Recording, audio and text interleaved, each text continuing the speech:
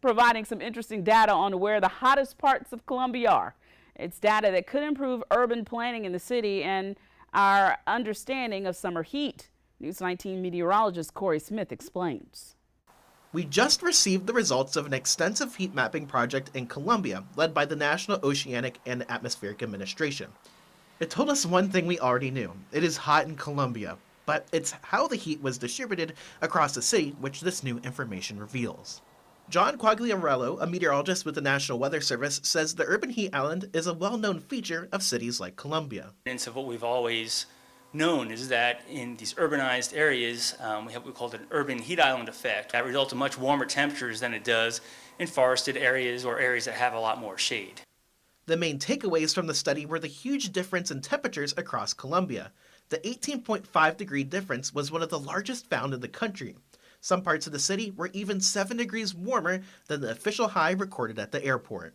You can see once we visualize this data where things are hotter and cooler, and it's not evenly distributed across Columbia.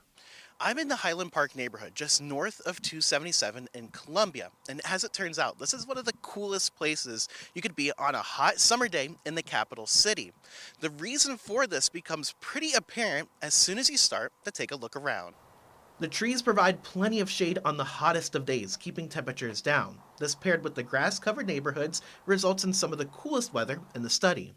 Let's now jump to one of the hotter areas of Columbia based off of the research. We're near downtown right along Bull Street, and a very different view from that forested neighborhood we were just in.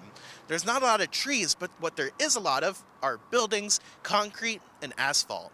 These materials are great at trapping heat and lead to much more heat, especially on summer days.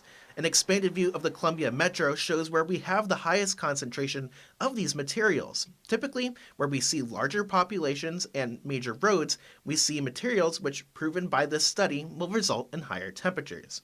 This is important to realize as it could impact how heat warnings are handled, especially in the future. In those more urbanized areas where we see these much higher temperatures, we really need to hit the message harder for those people, letting them know the risks that the heat poses so they can take the proper precautions to protect themselves from the extreme heat. From Columbia, I'm News 19 meteorologist Corey Smith. I don't know, it's just, to me it's always hot in the summertime around here. That's the reason why we're famously hot. Sometimes it can be hot in the wintertime, but not right now. No, not at all. No. And as we get closer and closer to Thanksgiving Day, I know a lot of people are going to be concerned about the forecast.